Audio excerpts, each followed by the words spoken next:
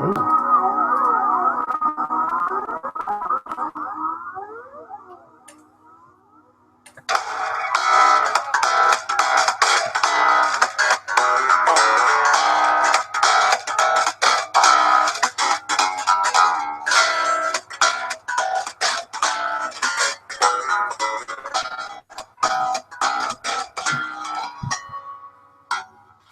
Hey, everybody. Welcome to What Drives Us, episode 178 for March 16th, 2016. My name is Russell Frost. I am your host tonight. My co-host, Danny Cooper, is at home awaiting the birth of his next baby in a couple weeks. But he's getting ready for it. He's practicing. Does a father practice for a birth? How do you really do that? I don't know. Yeah, and it's not like he's already got 2 kids. You know what I mean? It's not like, Danny. It's not brand new. Yeah, no. His wife is good at this. So luckily, I'm not flying solo. The only man in North America brave enough to be on the show with me tonight is our own Mr. Hollywood, Mark Coughlin. Brave enough or stupid enough? We're not quite sure, but. Thanks for the invite anyways. I didn't even notice you had a haircut. I'm making all these hair jokes and you are newly coiffed. It's been a while, but okay. Well, and just so I can, I'm channeling the spirit of Tony Schaefer tonight in a rare What Drives Us appearance. I am drinking in honor of my Irish friends tomorrow. The St. Paddy's Day show. Absolutely. Cheers. And thank you so much for saying that with the right letter, not the wrong letter. Because that's just one of my personal, it's not, there's no Patty. No Patty. It's not Patty. It's Paddy with a D. Unless you're an idiot, and which frankly, St. Patrick's Day is like New Year's. It's like amateur night. Yeah, that's right. Yeah. It's Crazyville all day long. Yeah. It's not right. So, hey, here we are, Mark, and we have an exciting show for you. So thanks for tuning in, and let's get this started.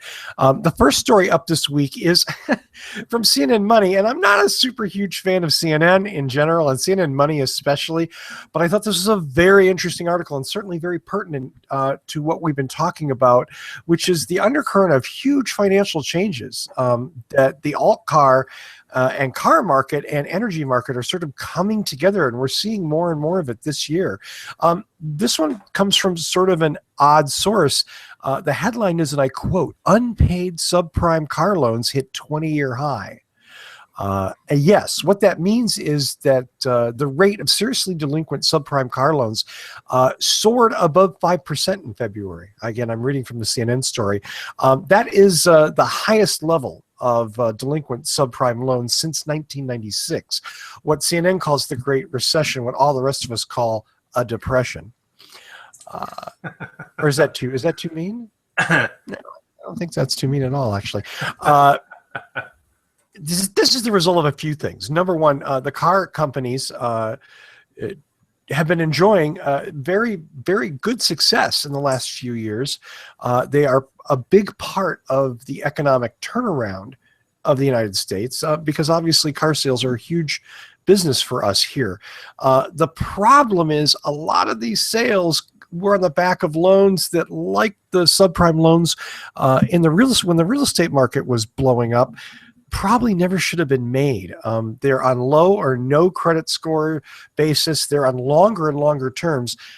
Danny Cooper, again, our missing co-host and soon father-to-be, mentioned that car dealers are now pushing 87-month loans. Wow.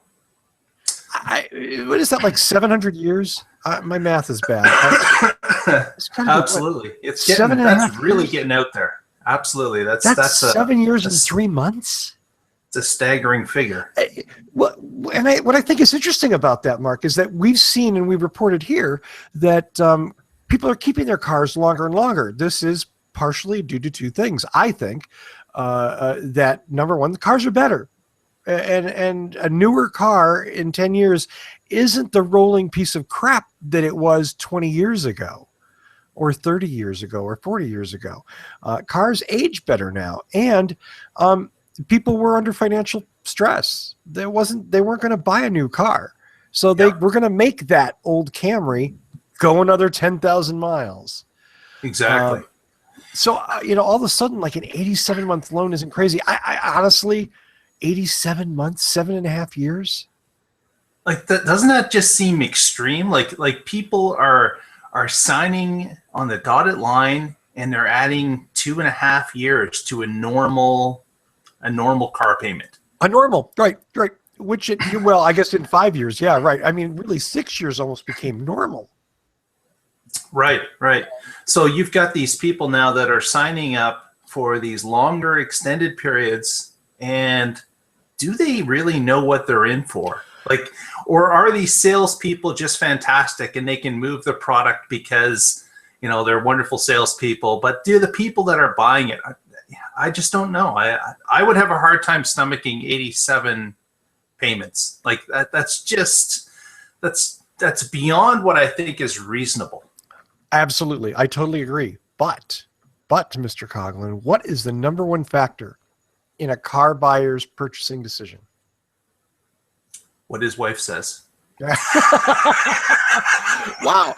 I mean, I don't even know what to say to that. So I'm just going to go, not where I was headed, but over and over again, I've read that all buyers focus on is a monthly payment. The interest rate isn't as important. The number of payments isn't important. It's cash out of pocket. It's down payment and monthly payments. So if you can make that $50,000 car cost $199 a month or $250 a month, then sold. Even though before that customer would have never bought anything over 25 grand. Yeah. So it's making that monthly payment look attractive no matter what. And in order to do that, add on to the end, add the years to it, and you can make any outrageous payment look quasi reasonable. So you're paying $170,000 for that 50,000 Ford. Whatever, it's all good. It kind of, again, it goes back to this CNN Money article about the car loan market is in a dangerous place right now. We're seeing different states. The average late payment in February in the U.S. was 6.4%. North Dakota, 42% of their car loans. Now, why is North Dakota important? You think it's a mostly empty state with not much really going on. And you'd actually mostly be right. Cheers to my friends in North Dakota. Lost another state, Russell. Way to go. I know. There we go. One more state that's not going to carry the show. But they make a lot of their money from fracking. And the fracking business has been depressed with the oil prices being so low. So a lot of companies, oil companies, and again, we talked about this a few weeks ago, where the possibility for an oil crisis that we haven't seen in 8 years is very, very real, where these energy drillers are looking at defaulting on loans that are in the billions and billions of dollars because they can't make any money selling natural gas that they've fracked. So what this is mean is that the oil companies have been very aggressive in cutting jobs in places like North Dakota, which just a couple of years ago where everybody was doing great and getting new trucks and having a good time.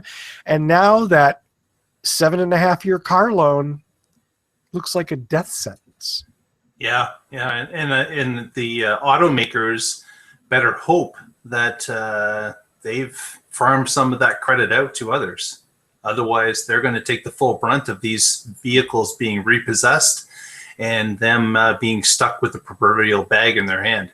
Well, the thing that I can't find out, the thing that the CNN doesn't talk about here, and that I couldn't dig out of any other source today, was part of the problem with the real estate crisis in the United States was that not only were the loans being made to people that they probably shouldn't have been made to, certainly under terms that those people should never have agreed to, was that then the loans were repackaged and sold to other companies. So the company that actually made the loan was done. They were gone. Their hands were clean. It was over. If they defaulted, it was no big deal. They made their money. They got out. And I'm wondering is if the car companies, because I know that certainly like Toyota Financial and GM and a lot of the big car companies have their own financial wings, but I wonder if they're reselling these loans or if they're holding on to them. If they default, who loses? Is it other financial companies or is it the car companies? Right, right. Well, does the title give some of that away when they indicate it's for subprime car loans? Does that indicate? Just because it's subprime subprime talks about the quality of the borrower, the quality of the loan, Okay. not so much whether it's been resold and repackaged. And as far as I know, that's not a big thing in the car business, but the United States has been grossly over innovative in creating financial instruments that are of dubious quality. So, the country that invented the credit default swap certainly could have done the same thing for the car business that it did for the real estate business. This is a very I hate to be like the FUD guy, but there's a perfect storm brewing here between bad car loans, energy prices, gas prices that could have serious repercussions for the United States economy. Very serious. Yep. It's interesting that they certainly North Dakota is the top on the chart here, as according to CNN Money, with, as you mentioned, a 42.3%.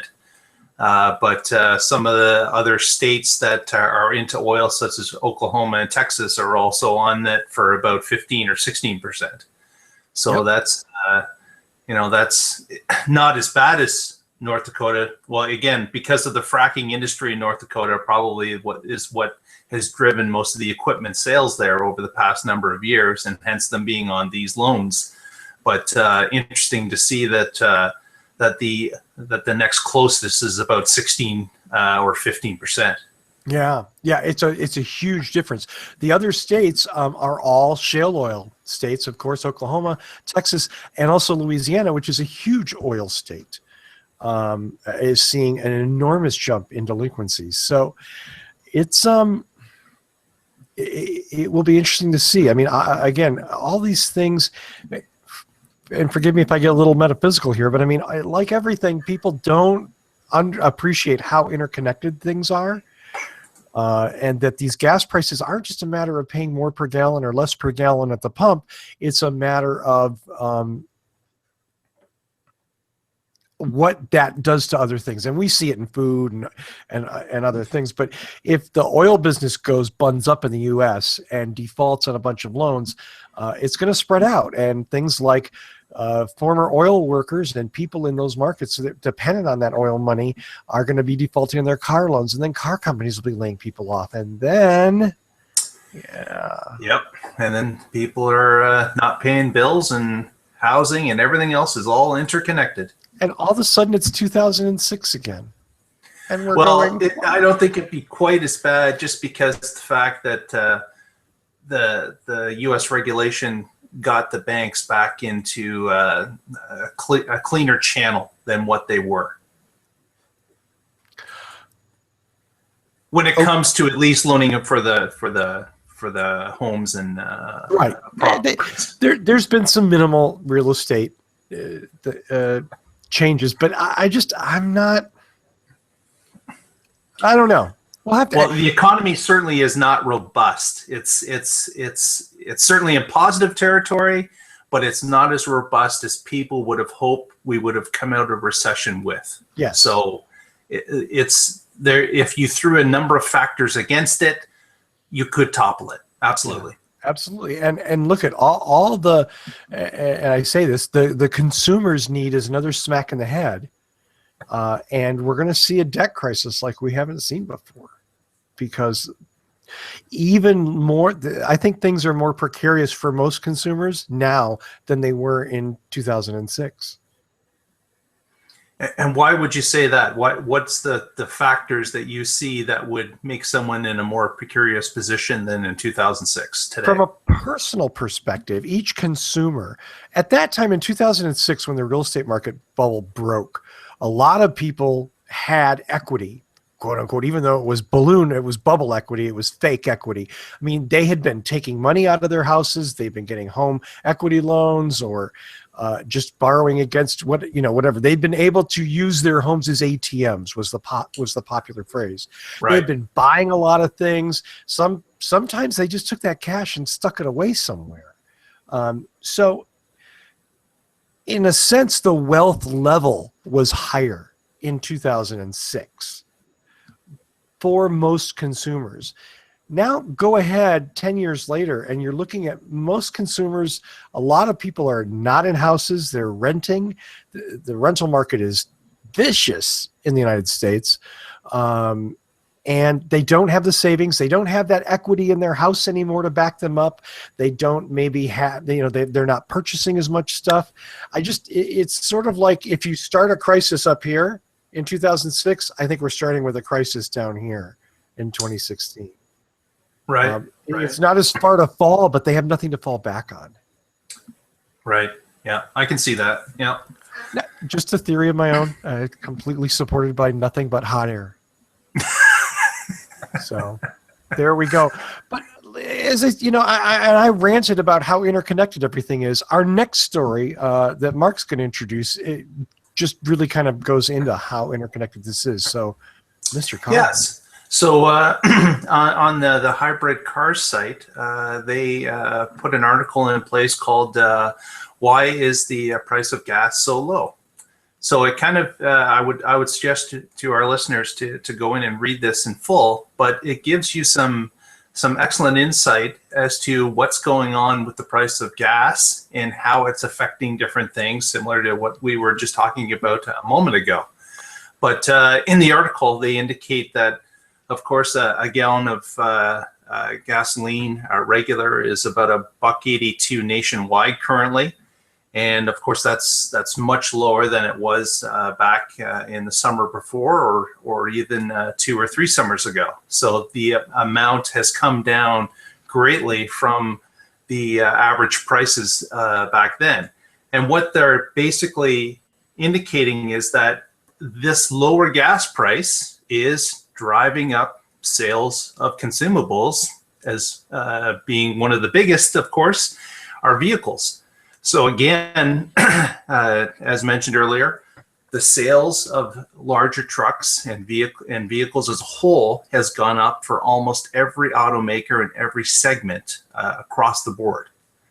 In fact, some of them, for example, Ram trucks, have done a phenomenal 27% increase in deliveries of those pickup trucks. Ford themselves have seen a 10% spike in their F-Series, making it their best performance since 2006. The sales of their transit van line has jumped 70%, a staggering number. That and all the automakers, Nissan on the other side, have a 14% increase on their truck line. And what the article is indicating is these may not just be status symbols. They're really believing that it's beyond that. People still have fresh in their minds what happens when gasoline fluctuates. I'm not sure I agree with them, but this is the case they're making, that maybe these vehicles are being purchased out of need of capacity, as opposed to these being status symbols. So they're saying that people need them for businesses, people need them for families, for whatever reason, but the needs, they say, are real. So with that happening, and with this large amount of larger vehicles being sold, it's starting to make a problem for the automakers. They're getting these great sales, they're having record numbers, but as is being indicated, these automakers are going to have to pay the piper at one point, and it's the EPA that's going to make them pay. The EPA has put standards in effect which are going to be in the order of 55.4 miles per gallon once we hit 2025. So think about that. That is less than 9 years away. They are going to have fleets that average 55.4 miles per gallon. How on earth are they going to be able to do that when they're selling record amounts of these larger vehicles? So they're basically indicating that, yeah, you may be collecting all this money now and it's wonderful, but you are really going to have to pay some serious penalties if you have not got the fleet rate down to a 55 miles per gallon in 9 years. And that is a huge jump. So I'm not sure how they're ever going to obtain that. And certainly the EPA fines are not just a slap on the wrist. There's some substantial fines that these automakers are going to have to pay if they're not in that target or if the target is not changed. But what they're saying here is that they believe the EPA is not going to back down on these targets. Who's they? The articles does it say? They're quoting from excuse me. It's you need some Guinness, my friend. Just getting over that cold. So yeah. You come down here, you catch stuff. Gas Buddy was one of the quote. Was one of the okay. I don't mean to put you on the spot, Mark, yeah. Because it's interesting. Well, I mean, we've talked about it here in that people just really, and God, in light of an 87-month car loan, this sounds so even more critical. But people just don't think about what they're buying right then and there, based on what the future could be, on seeing a chart and going, oh, wow, that's really where we are is unusual and probably not sustainable. They go, gas is $1.50 a gallon. Good God, give me that F-150. Right. It's human nature to get the bigger. It just is. Most people, if they're given the choice, and if all things remain the same, they would take the bigger vehicle. Right. I think so. Well, what's interesting, the interesting counterpoint to this is this article was published on the 14th on hybrid cars. And I got to think they probably spent a couple of days writing it, because as of today in the 16th, so back last week when we did the show, gas was $1.50 a gallon here in Florida, South Central Florida, near Tampa. Today, gas is $1.99 a gallon. That's a 50-cent increase in 1 week. And did it go up in a spurt? Like, did it go up a dime and a dime and a dime, or was it like boom? It's $2. Everybody went from 150 to 179, and then from 179 to 199. And we don't even we don't even have to make the little tinfoil chapeau and talk about collusion and how every gas station in town raises their price at the same time. Why wouldn't one enterprising entrepreneur sell gas for for $1.50 and have a line around the block? Because he can make more money selling it at $1.99, like everyone else. Right. Same reason, airline prices, but we're not going to, like I said, I don't want to go down that rabbit hole. Man, we could go a long time on that. Ooh, man, how about it? It's interesting to me. I mean, again, we're talking about economic upheavals and disruption, and just in 1 week, when in your life have you? I can't think of a time when gas went up 50 cents a gallon in 1 week. Yeah, that's and think of it. That's at the price of 150. What's that? 25, 30%. 30%. Yeah. Boom. Overnight. Yeah.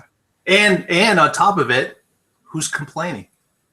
Well, that's the other thing. Have you seen this anywhere in the news? I mean, in an election year in the United States, when gas prices and, everybody was like, oh, Obama's wrecking our economy and the gas is too expensive. And then boom, gas cratered.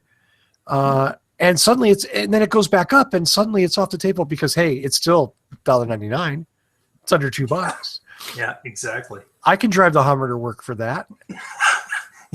You know, Many Hummers came out of the mothballs this past little while. there's no question about that. I mean, I've never seen as many Hummers on the road that I have in the past year. absolutely, absolutely. And I see 85-year-old women driving F-1500 dualies. You know, like rolling coal on other old ladies from the trailer park. You know, get out of the way, tree hugger. You know, so yeah, it's a listen. Cheap gas is reason for a party in the U.S. It's kind of sad, but it's definitely true. We love our cheap gas. Yeah, it's interesting to see that well, again, the article I had indicated was in hybrid cars was saying that it's not necessarily they believe that people are just buying it because of size, but they actually have a reason behind it. Yeah, that's the. And I don't know if that's true. Yeah, I certainly don't have a large enough segment of people to draw upon to make any kind of conclusion on that. But it is interesting to see that these sales of these larger vehicles are spiking. Is the business spiking just as much? I don't know. Yeah, that's, I mean, suddenly is like, I mean, construction's picking up, but very slowly, some places more quickly than others, but it's still not huge.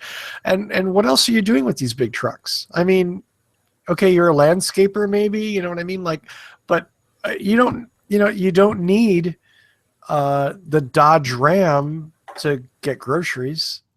You know, that's not what I would consider to be a need. It's just interesting to me that, I don't know. I'd like to see where they got that information, that people are buying them because they've got to have them, rather than making a volitional choice and saying, no, hell with it. I want the big thing. Give it to me. Right. So yeah. So it's interesting. I'm not sure where it's going, but this combination we're talking about of higher vehicle sales coupled with low price gas, coupled again, as you mentioned, with the economy, about different groups that are suffering, the frackers, the shale oil people. It's interesting. The economy is quite a microcosm of work. It's surprising it works at all. It's so large, and interesting to see how many dominoes are connected with all of this. And when one falls, really, we're all just kind of sitting back and watching where it goes, because none of us would have predicted that we would have had under $2 gas, 2.5 years ago. no. Like that was a shock to everybody on the face of the planet. Maybe the only ones that knew what was going to happen exactly are the people like the Saudis, or the other ones, the major oil companies that know what happens when you turn on a spigot and you don't turn it off. That the supply will outstrip the demand, which causes the price of any commodity to drop. So what I have to wonder, why did it spike? You know, is this profit taking from local gasoline retailers? Is this profit taking from oil companies? Did their cost go back up? I can't see that someone's cost would go up in a week. Well, to the point where it's a 30% spike. Right. And it would have had to have gone up, right? Whatever dislocation, whatever changed, would have had to have happened maybe a month or two ago. Yeah, and there's been zero conversation in the oil market about anyone slowing down production. They are still pumping it and putting it on ships as quickly as they can in the Middle East. Yeah, in this, you know what? I just closed that article. In the previous article that you had, no, I'm sorry. At gasbuddy.com, I was doing a little quick reading, and they were talking about where the reserves are, what the inventories are at. All the inventories are just fine, my friends. Are they not at record numbers? Like, is not the reserves at record storage numbers? They are, and they're just looking at how those numbers have been maintained. In other words, this price increase isn't a reaction to sudden decrease in the inventory. The inventories are just dandy. Crude, gasoline inventories, refined diesel. It's inexplicable. I don't have an explanation for it. Well, you do. You already mentioned it. Profit taking. Could be. Yeah. I mean, it really could be. And obviously demands has to have gone up somewhat. I mean, I think when we look at the demand curve for this year, we're going to see it spiked over previous years because, again, it's cheap. People are going to go out and buy it. What the hell? Yeah. It's time. We're going to take the car. Why, why not? Yeah. May as well take that extra road trip because gas is cheap. And yeah. Yeah. I mean, lots of things, I'm sure there are companies that probably looked at the price of fuel and have changed their delivery and shipping strategies. Again, farms, that, all that kind of stuff, when suddenly it's cheaper to ship things via truck because fuel costs are down. Why not? Right. Bumps up demand. Supply's still there, but the old companies are smart enough probably to go, we can make some more money. Wouldn't a 30% increase be nice? I think it would. And they certainly have been at the bottom of the proverbial barrel for a while now. So being able to collect some extra money at some point is certainly in their wheelhouse. They're probably looking for any opportunity to do that. And any blip on the radar they could even create artificially, they are more than happy to do so, because as far as they're concerned, they and their shareholders have been suffering for quite some time now. Oh, there's something. I totally. You know what? This is as close as I'm ever going to come to showing sympathy for oil companies. And believe me, I'm not sympathetic whatsoever. But I mean, I get it. You know what I mean? Like, they've been selling fuel. They've had to sell their crude oil at a price that's cheaper than they can extract it from the ground to compete with the Saudis. So when they have a chance to make up some money, I'm sure they're going to do it. I still think it's wrong, but I understand why they're doing it. That part isn't a mystery. Yeah. I mean, I think you make a very good point. But as you mentioned, there's been no change in the market really that we can see from the outside anyways. That's reported on. There's been no shortages. There's been no, as you mentioned, the reserves are where they should be. We've still got, we've got countries now that are even coming online to the world market, such as Iran. This is now a country that's adding their mix to it because of their recent agreements in the world. And their market is now being added to the current world oil market. So it's even going higher. China is in a bit of a slump. They're still continue to be in a slump. They're not buying as much gasoline as they used to. So again, supply is much higher than demand. That the only thing that, could be said here is that someone has seen an opportunity to take a few more dollars. Yeah. What a shame we can't just leave it in the ground for a little bit. Maybe use it someday in the future. Maybe our kids will want some. Remember oil, Mom? No, they're not going to want that. Yeah. What good is oil? You can. Yep. The Romans thought it was only good for medicine. Here we think it's only good for Hummers. We haven't evolved at all. Not at all. But speaking of evolution, I think you have the next story. Yes. Interesting article from Clean Fleet Report. Again, brought to us by Paul, who is not with us tonight. But thanks, Paul, for the lead. And basically, this article is a walkthrough of what Ford has been doing. Now, Ford, as anyone knows, has a popular truck segment, the F-150, which is the most popular in the world. And they apparently are looking at putting a hybrid system into a rear-wheel truck system, their F-150 system. So this is kind of interesting that there's been leaks that have said that they are currently working on it, and they expect a release before the end of 2020. So in under 4 years, they are planning on having some sort of a hybrid system in their F-150 line. So that's a pretty big step for Ford. Obviously, they haven't done this in the past. But again, they are straddled with the same problem that all the manufacturers have, is that these 2025 levels are coming. They're selling trucks like crazy. They have to get that fuel mileage up for fleet-wide averages. So this might be something that Ford is working on at one end of the spectrum to help them with that. Well, they're certainly not working on any passenger EVs, right? Well, if they are, they're not leaking any information about those. Yeah, they're certainly not leaking any cars to their dealers. I think this is interesting just because of, and forgive me for using this word, but the disruption that a good hybrid truck could bring to the market. As much as I think most of the people, or a lot of the people that buy these things, just buy them because they want a big truck and don't need them. A lot of people also buy them because they need a truck. And a lot of those people are in business for themselves, or work in construction. So being able to cut their fuel costs is a very real plus to their bottom line. In addition to the benefit of obviously less pollution, I mean, it means that these people can spend less to move whatever it is they need to move around. That's a big deal. Again, that ripple effect is huge with something like a work truck.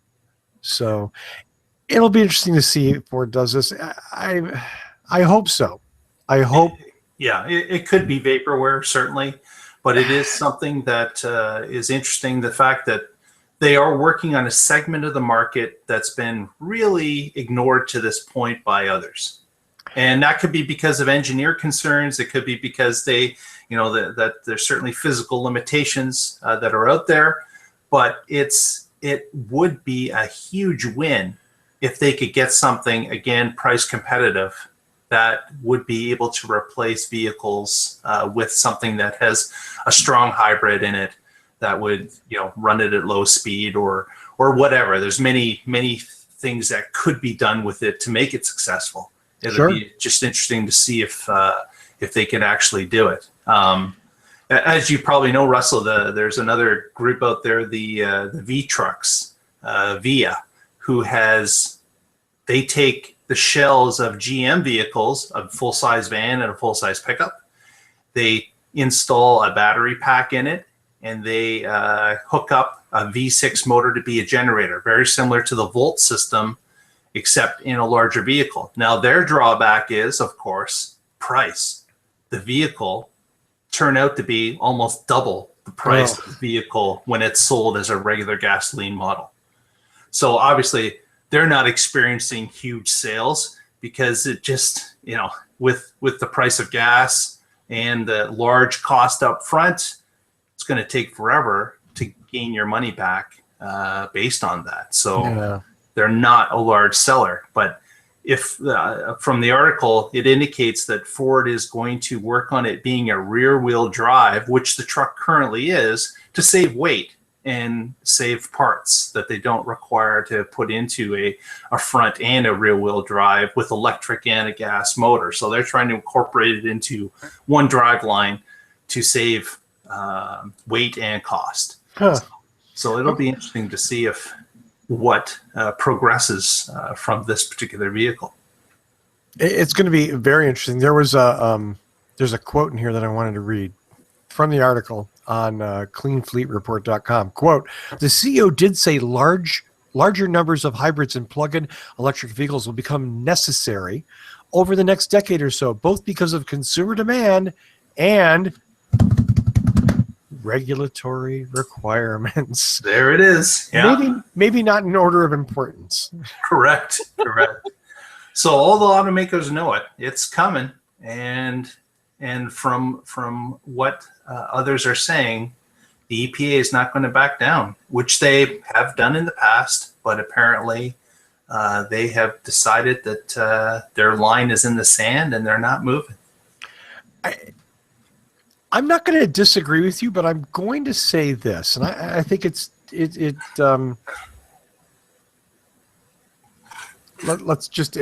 qualifies what you say.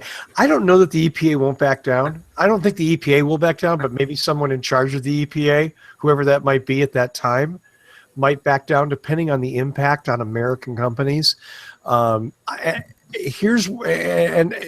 even getting into predicting the political end, I wonder how much the car companies really are motivated by this. I mean, I know they are to a point, but I also think that at least the American car companies figure that at some level, if they screw up, if they don't make it, somebody will have their back.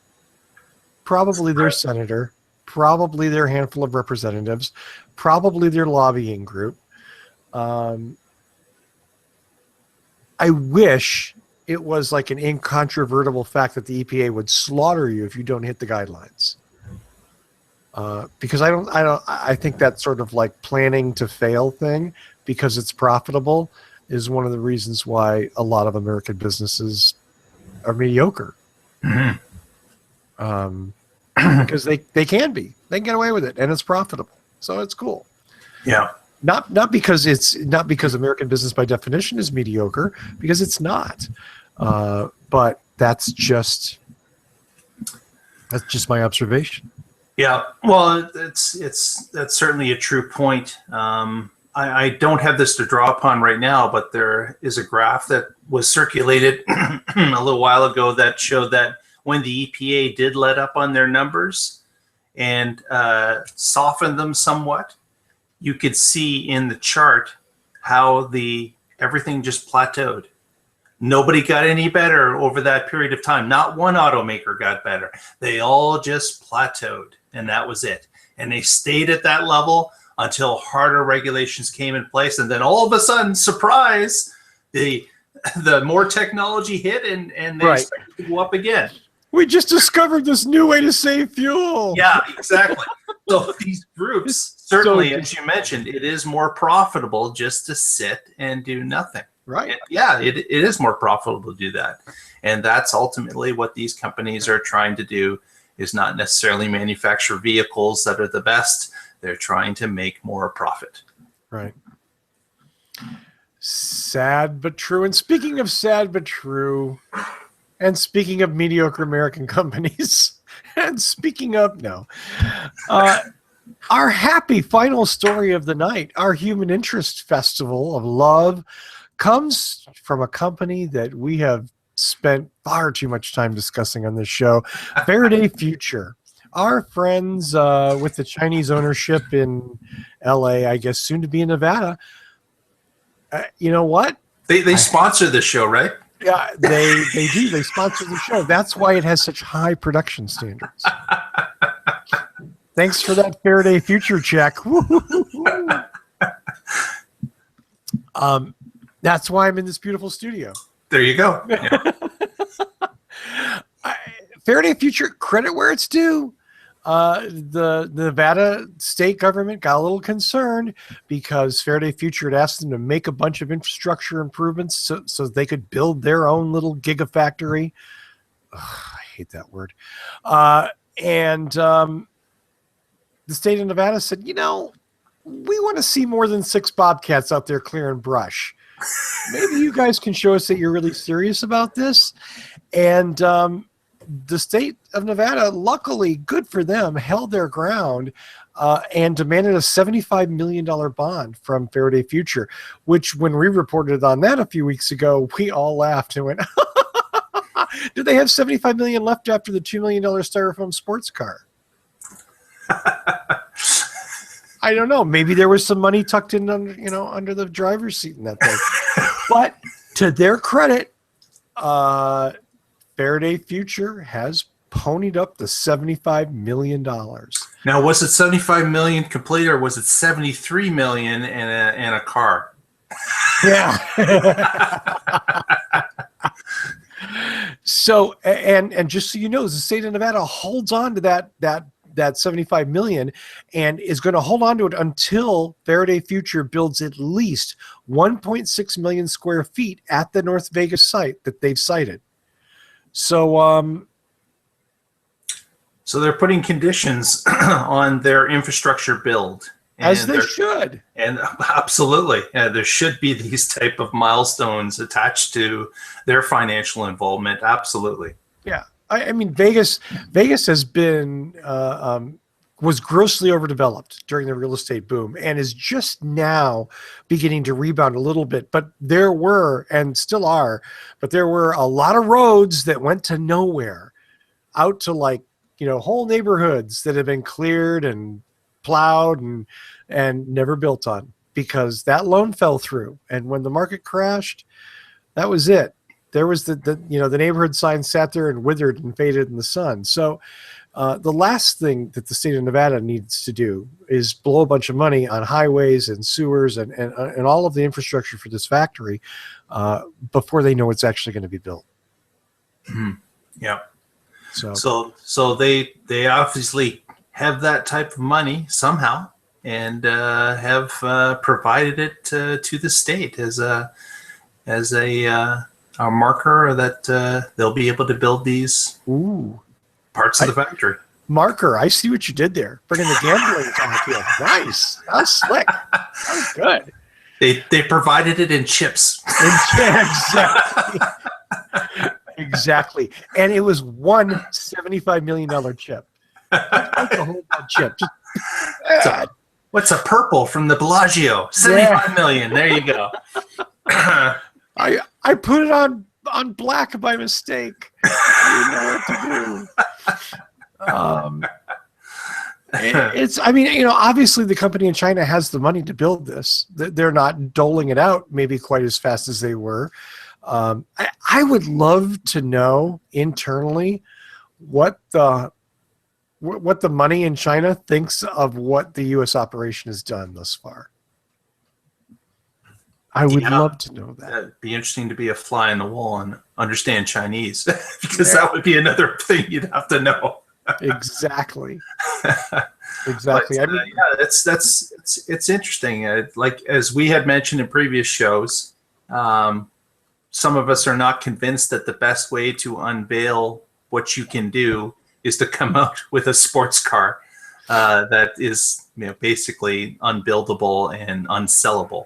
Yeah. But that's the road they chose.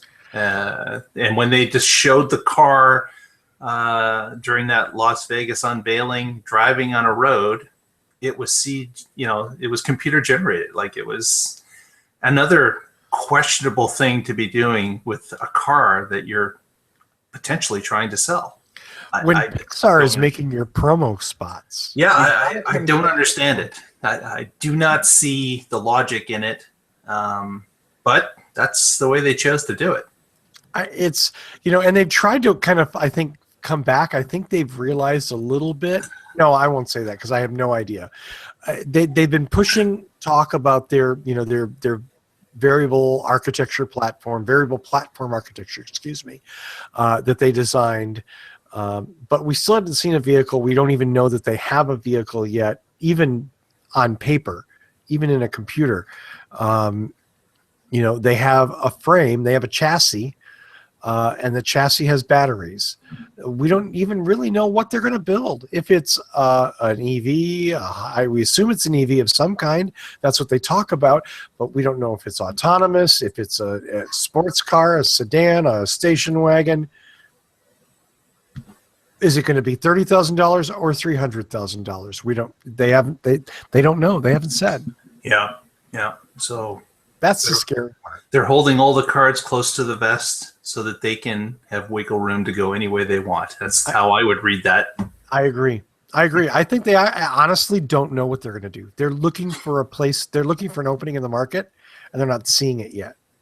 And that's horrifying. Yeah.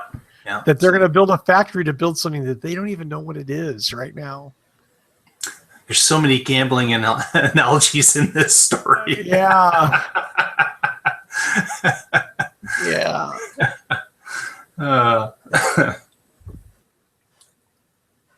I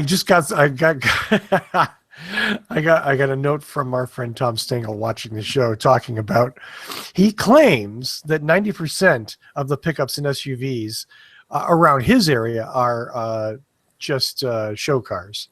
They're not dirt work trucks. That may be. I like I said, I mean, I live in Florida, so and I'm not a big fan of like an anecdote being made into a broader point. But yeah, I see a lot of 80-year-old men and women driving big, huge trucks. It's probably a safe bet they're not running a construction business. They're probably not doing that thing with the leather gloves and the bales of hay. They're probably not putting bags of cement in the back. Yeah. They're at the most probably having the Publix guy carry their groceries out and put them in the club cab in the back because it's air conditioned. Why would you put your groceries in the back? That's right. You wouldn't want to get rained on, possibly. So, and the stuff's going to be cooked. It's Florida. It's going to be cooked if it's in the back by the time we get home. So, well, Mr. Coughlin, I think that's another fine show in the can, sir. It's been fun, sir. Absolutely. Absolutely. That's about it. We can't pick on Faraday Future anymore. That's no. We got to save some for next time. Oh, like that's really, it's you don't even have to. It's like, well, like let's face it. You and I would be more than happy to have them be successful in this venture. Without question, yes. Absolutely. And I wish them all the luck in the world. It's just that you and I and others have questioned how they're doing it. If I may add something that's opinion, we have very, very legitimate questions about their business plan.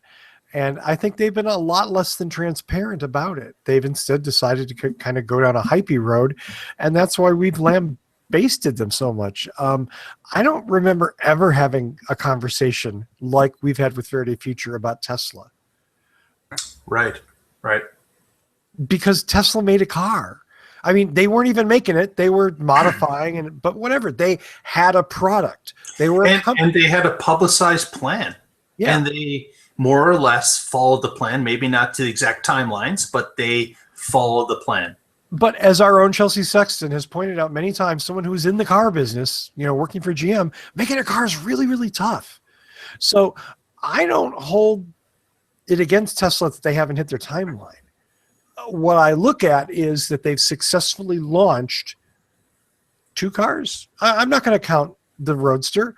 2 cars they've successfully launched so far. From 0 to 2 cars. That's pretty amazing. And we haven't seen those 2 cars suffer tremendously. You know what I mean? Like they haven't had any serious recalls of a significant structural defect. Correct. Yeah. And they haven't had even the problems that plagued Fisker when Fisker was around. Right. So there. We just hope that someone else could follow that same model, and it's interesting that Faraday has chosen a different path. Yeah, they have, and shame on them, but they can come around. You know what? Anytime they want to come around and start being a little more open and talking about what they're going to do, I can't wait to hear it. I can't wait to hear it. And this isn't I want you on the show.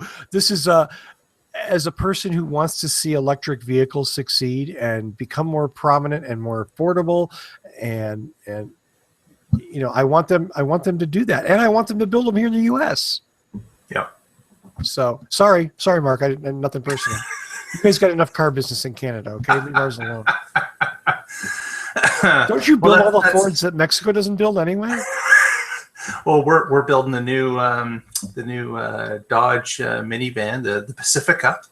And we're building the hybrid model here, just outside of Windsor, Ontario. And that's third quarter this year, right? Did I just apparently, yeah. So it'll be interesting to see. I've been watching news for it to come out, but it's been fairly quiet. They still say third quarter. So it'll be interesting to see as we get a little closer into the summer. There was some speculation on Twitter, I think, between Danny and someone that they were talking about. Somebody had said, well, the thing that might kill it, because at $29,000, which is what the Pacifica minivan is priced at, it competes reasonably with the other minivans in that area, the Sienna and I don't remember what the Honda, if it's the Odyssey. Okay. Around that same price.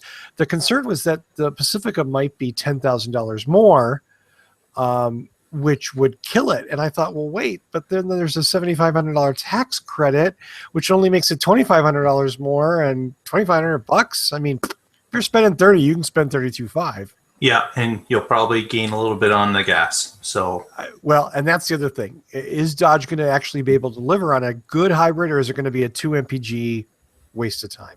Right. So all questions that we eagerly await to see them answered. Yeah, absolutely. But I love the idea of a hybrid van. I mean, yeah. Again, that's another segment that none of the other groups have worked on. So, similar to what the Ford story was, this is a group that's gone out and said, hey, our bread and butter is minivans. We invented the segment. Why don't we propel it forward? Kudos to them. Absolutely. Especially, I mean, yeah, it would be mean for me to say they've done nothing else in that realm, but whatever. Cheers to them. I hope it works. I hope it gets 10 MPG better than the gas only. And I hope they sell a slew of them, because nothing would make me happier than driving by every elementary school and not seeing idling vans with smoke coming out of the tailpipe. Right. Okay. Enough of that. Before we go to your shout out, Mark, I want to shout out to all of our friends, all 657 of them on Facebook. You can find them at facebook.com/whatdrivesus. Thank you if you've liked the page. If you haven't liked the page and you're listening to the show, you're bad. You're very, very bad. Go to facebook.com/whatdrivesus and like the page. We're asking you for it here. And you know what? Post a link on your Facebook page and ask your friends who might be interested to join us too. It's fun. We post news there all the time, and we also grab news from there, posted by people who have contributed. Shout outs from the Facebook page. Look, I see Harvey Outlaw says, thanks for the shout out on the show. Yes, dude, you are definitely famous, but I'm not seeing other. See, who else can I mean, besides Lee Moon is awesome and is always on the page and is always posting stuff, and I love him for that. Thank you, Lee. Boulder Hybrids, Paul's site posted there. Let's see. So interact with us. Send us a note. Send us a story. Send us anything. Respond to something. It's everyone enjoys reading the comments, and some of the stuff is, as you have seen, is used on the show. So reach out to us. Say hello. We sound kind of borderline needy, don't we? Well, we are. Okay, good point. I'll wear that. You don't have to be that way. I'll be the needy guy. I also want to say thank you to Randy Mays, by the way. Speaking of people on the page, Randy Mays is on there a lot. Crystal Markley is there. Karsten Bedeshem. Excuse me, Karsten, if that's not how I say your last name, but thanks for posting on the article yesterday. Good to see you on the page. Thanks for and Randy again. Yes. Thanks again for interacting there. One more time, facebook.com/whatdrivesus is where we are on Facebook. Mark Coughlin, take it away with your show. Well, I don't normally do this, but I thought I would contribute, since it's only you and myself here today. What about the Prius Chat Shop? That's something that should be mentioned? No. Why bother? That guy doesn't even send us a check. Are you kidding me? Oh, we're not getting checks anymore. Oh, geez. I'm sorry. Anymore? You and I have to talk after the show, sir. Now I've let the cat out of the bag. Yeah, I just need to. No. There is no big fat what drives a slush fund somewhere. I have to buy my own Guinness. Okay? That's why you only see it here once a year. So I'd like to say hello to all the other Waterloo Voltec people out there in the KW area, as Russell now knows what KW is. Don't say WK. No, doesn't work.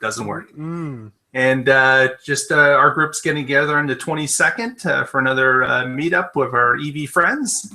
Just wanted to say hello to everyone and looking forward to another fun evening.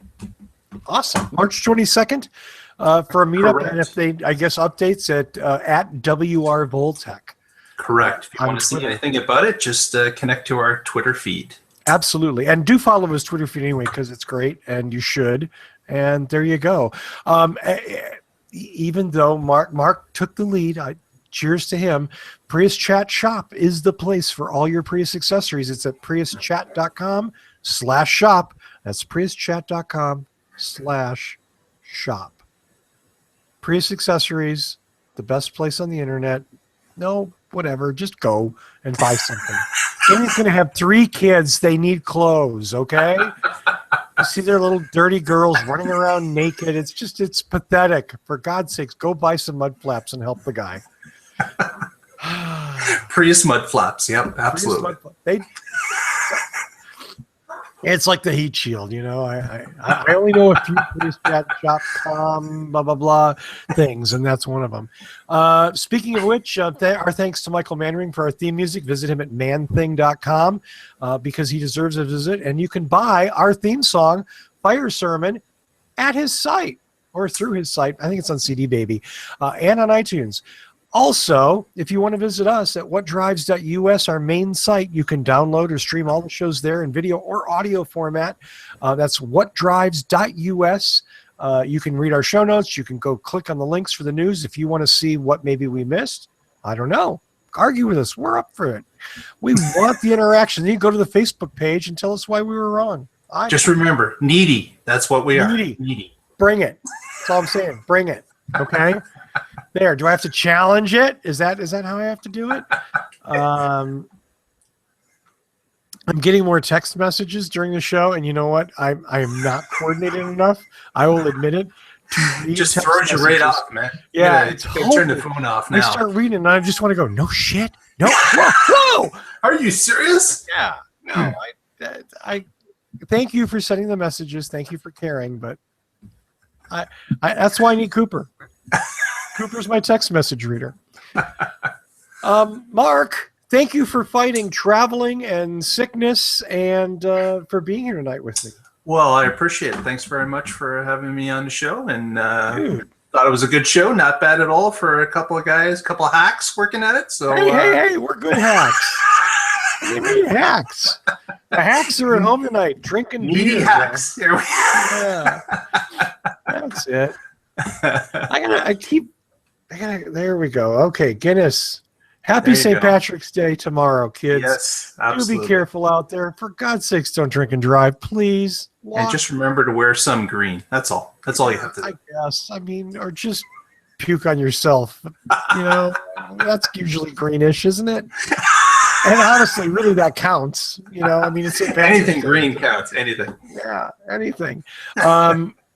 So, download us next week and find out what drives us. Da-da-da-da-da. See you guys. We'll be back. Oh, we won't be in 2 weeks. Go to the Facebook page for more. How's that for a tease? Facebook.com/whatdrivesus. Find out when we're coming back. Woo-hoo-hoo-hoo.